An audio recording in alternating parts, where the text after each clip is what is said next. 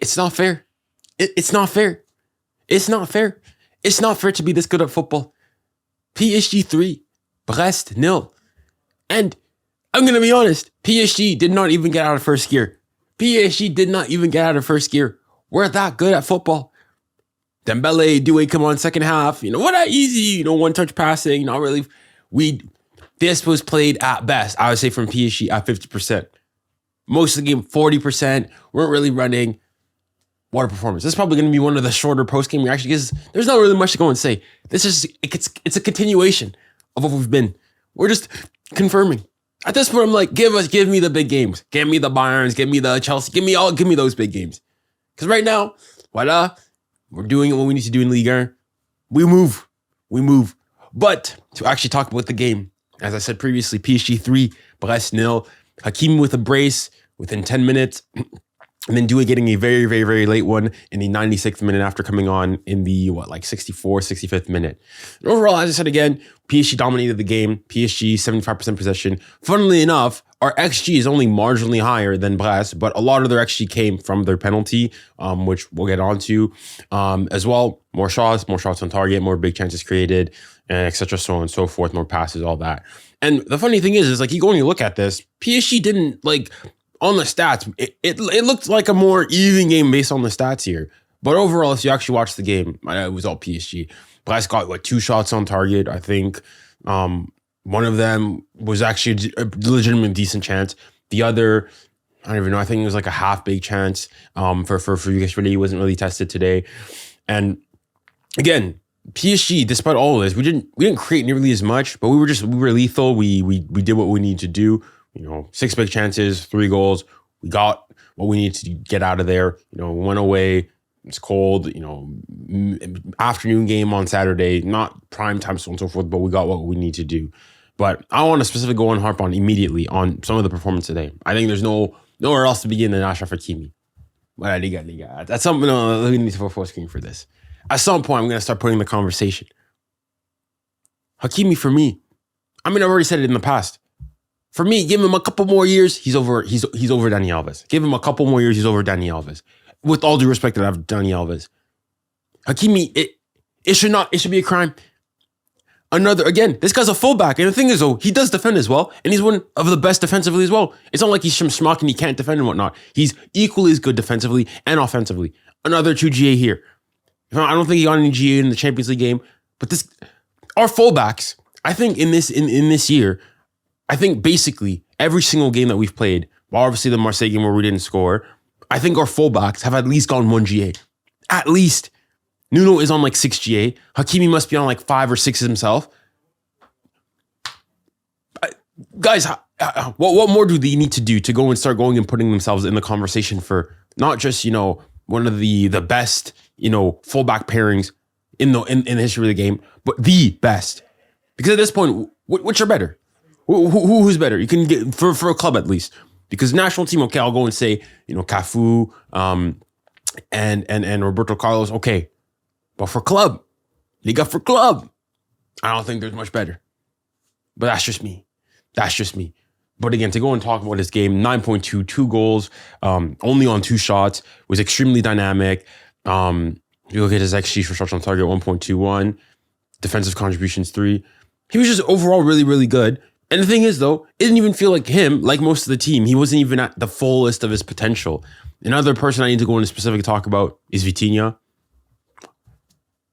If it wasn't for Hakimi's 2 goals, Vitinha would be the man of the match. And this is where we need to go full screen once again for him.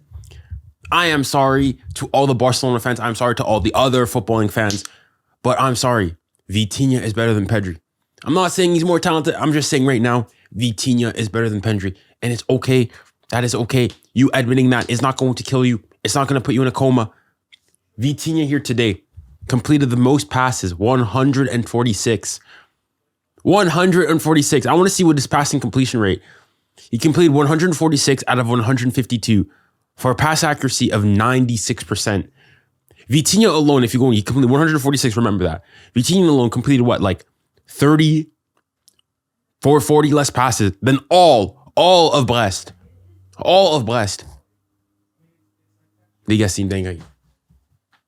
This guy, as Thierry Henry said, he doesn't play football. He does not play football.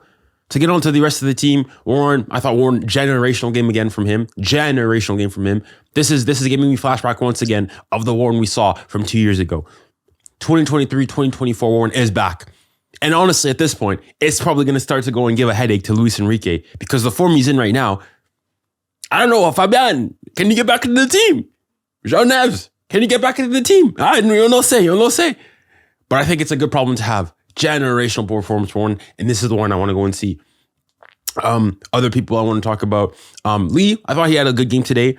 He did have a foul that led to the penalty, and I want to talk about that. For all those who didn't go and see it, basically the ball is going out. The Brest player tries to flick it back into the box and whatnot, and it does hit Lee Heron. There's a handball. The thing is, though, is that it hits Lee's head and then ricochets off his hand. I thought, maybe somebody can educate me in the comments. I thought that if there's a handball, but it comes off of your body first and then hits your hand, it can't be a handball. Now, maybe I'm wrong. Maybe they've changed the rules. And the thing is, this VAR took I kid you not, 7 minutes to go into it. The first and foremost, this guy was on the earpiece speaking to them for 5 minutes. And then afterwards, he's like, oh, no penalty, he did this. But then no, he went to the screen again. What? And it clearly went and it hit off his hand and whatnot. So I don't understand the position. Luckily for PSG, they then went, missed their penalty, skied the penalty. But, it is what it is. We move on. For other players, Barcola today, I thought Barcola had a good game today, 6.8. I guess you could say maybe you would expect a bit more from him, especially in a game like this, to go and to contribute a bit more. But I thought he had a pretty decent game, was very impactful, was really good in his press. That's one of the things that people do not talk about Barcola often, is that this guy is a monster in terms of pressing and getting the ball back. So I thought he was good there. As anything else, there's also Mayulu. I thought Mayulu again, cheeky, nice, good performance here today. And I think that not going and trying to get a Rodrigo Mora or an 𝙀𝙬𝘖𝘾𝘼𝙎𝑎 we'll have to wait and see. But giving him more game time, I think is fully worthwhile. And seeing the progression that he's made over the last 2 years is absolutely insane. And I'm really happy that a Parisian-born, Parisian academy player owned has been making and is able to go and do so. And the fact that PSG are now able to boast, both Warren and Mayulu, both coming up and both academy products falling through year in and year out, and who both came out at the same time is absolutely amazing. Then Kvara, another good Kvara performance here today. He did what he needed to do. Was excellent for the second Hakimi goal. Arguably, probably should have scored himself, but good layoff for Hakimi, and we move. And strictly to speak on, Dembele came back on. Marquinhos came back on in the second half. Dembele, had 3 shots that all went wayward. We'll have to fix that up, but It's fine for coming back and only coming back from injury. 𝙀𝙬 obviously came on, scored in the 90th minute, completed the most dribbles, hit the woodwork. 𝙀𝙬's back to his best. 𝙀𝙀's back to his best. And what I'm going to say, I've said in the past, for me, 𝙀𝙀 will be PSG's best player this season. I've said it in the past on PSG in stream, so I think 𝙀𝙀 this season will be PSG's best player. I think he will be potentially top 5 Ballon d'Or minimum. Top 5 Ballon d'Or minimum. This guy, what a player he is. The more and more I see him play, he's confident, he's manning the ball, he's a leader now almost in the dressing room, despite being one of the younger ones on the team. But yeah, contra-tanto came on with Gonçalo Ramos. I think for Gonçalo Ramos, just to quickly speak on this, I think Gonçalo Ramos' time at the club is well and truly over. The fact that he's not even able to start against Brest, with all due respect, they're not bad by any means, but they're a mid-table team. To not even be able to come on and start against Brest, I think the writing's on the wall. I think at best he comes on he came on with the 79th minute and whatnot. I think it's over for him, and I think he will be leaving in January, hopefully, even for the sake of his own career, especially given that we've got a World Cup in the summer. I think it's probably best that he goes and leaves. But yeah, that leaves PSG top of the table with 20 points, puts pressure on Marseille, who play later on, I think in an hour or so, against Lens. So we'll have to wait and see there. And yeah. Thus far, everything is looking good for PSG. We're in the continuation of what we've been doing, and that's all that's important.